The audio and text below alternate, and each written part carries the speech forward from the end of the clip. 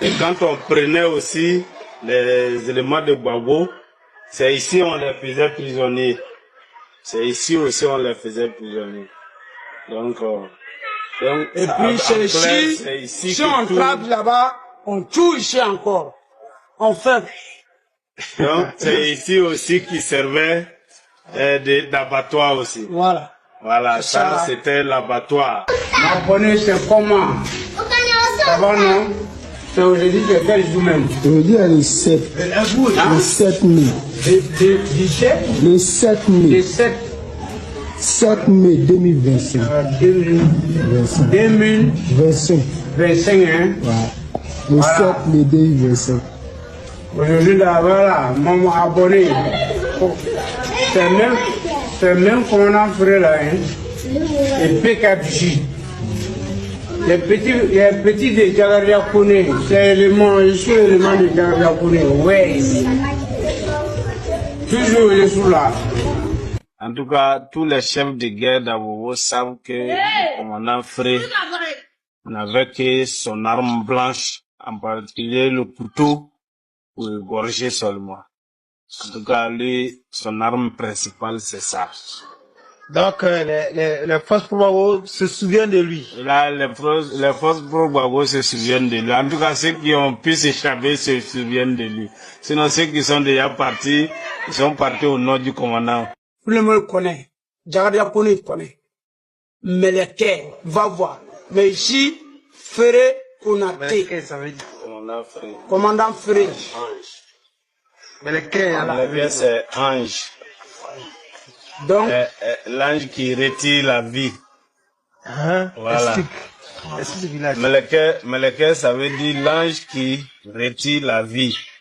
Voilà. Donc, lui, depuis va voir, tout le monde le connaît sur le sobriquet Meleke. C'est de va voir à ici que les gens le connaissent au commandant Konaté Fré. Ok. Voilà. Ici, il y avait un trou qui servait de poudrière. On cachait les armes ici. Cachait les armes ici.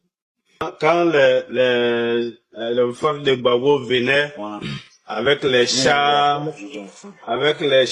et puis les armes lourdes, c'est ici qu'on venait déterrer les armes pour approvisionner les combattants pour aller sur le lieu. Voilà, donc, et quand on prenait aussi les éléments de Gbagbo, c'est ici on les faisait prisonniers.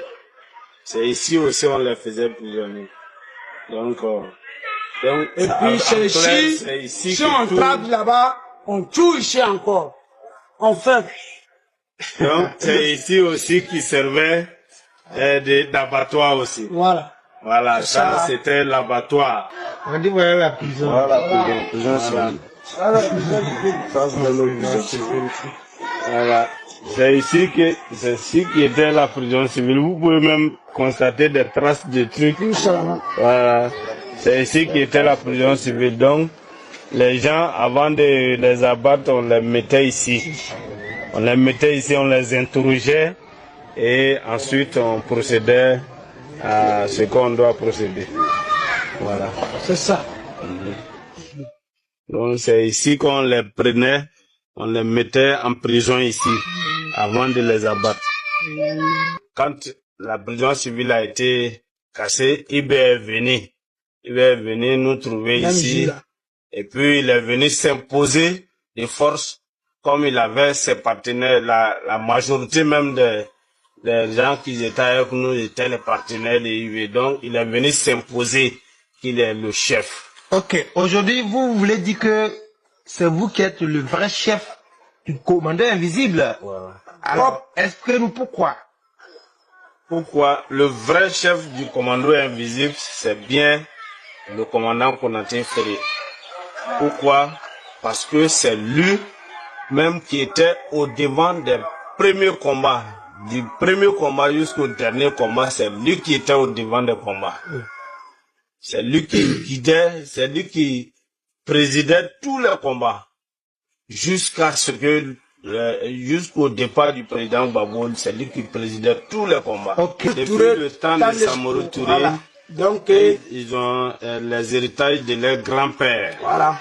les héritages de leur grand-père. C'est ça qui permet, qui leur permet de ne pas être vus. C'est ça. Voilà, c'est ça qui les mettait dans le noir. Voilà, donc Neba avait par rapport à ça que les gens les appelaient commandos invisibles. Voilà. Parce que quand ils portent ces gris-gris, on ne les voit plus. Lui, l'élément de Kone Zakaria était garde rapproché de Kone Zakaria. Le combat a commencé à Pika du Jut ici. D'abord, nous sommes quittés à Vavois.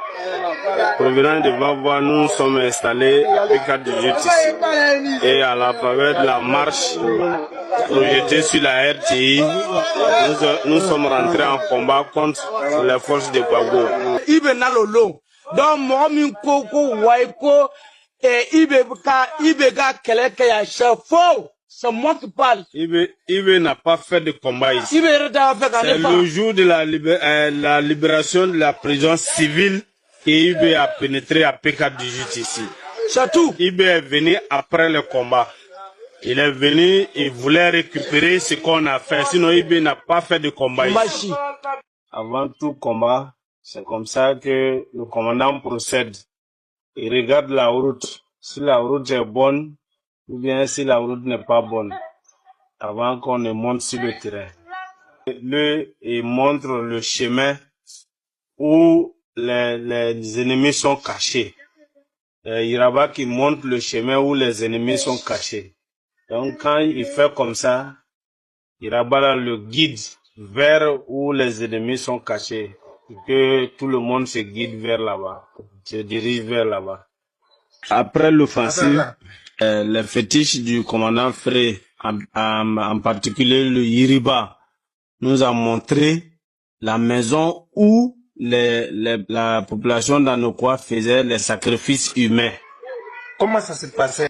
Yiriba a montré que les méchants là, les hommes dangereux, ils étaient dans une maison. Yiraba.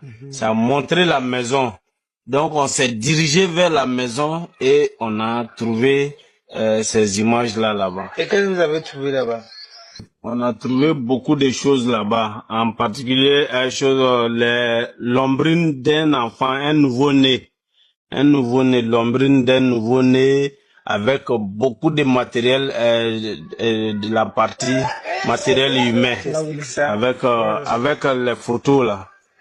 Voilà. Donc, ils ont coupé la tête d'un enfant, un enfant de 7 ans, et ils ont transformé une femme en garçon. Voilà.